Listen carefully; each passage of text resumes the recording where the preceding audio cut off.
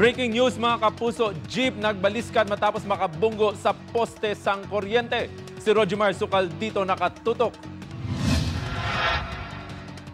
Gupi kag halos hindi na mapustan ang itsura sang jeep nga ini nga nagabiyahe San Jose Bugasong vice versa matapos nga magbaliskad sang makapila ka beses antes makabunggo sa poste sang kuryente sa barangay Rumbang, Bilison kaina sang aga.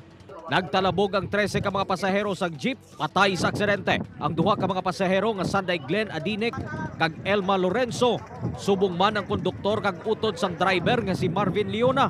Suno sa nakasaksi, gintuyo sang jeep nga likawan ang nasugata nga motorsiklo nga naglapaw sa lane.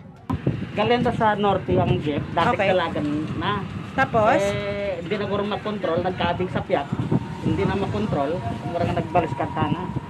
Voluntaryo nga nagsungka ang 28 anyos nga driver nga si Glenn J. Leona sa Sibalom Police Station. Kagin klaro nga wala ini sang tuyo nga magpalagyo. Anong tuyo mo nga naghalin ka sa hospital? Masurrender ka man. Yara na sa kustodiya sang Bilison Municipal Police Station si Leona. Samtang padayon naman niya ginabulong ang iban pa ka mga pasahero. Lakip ng isa ka minor di edad. Balita gikan sa Bilison at Antique. Rojimar Sukal dito. 1 Western Visayas.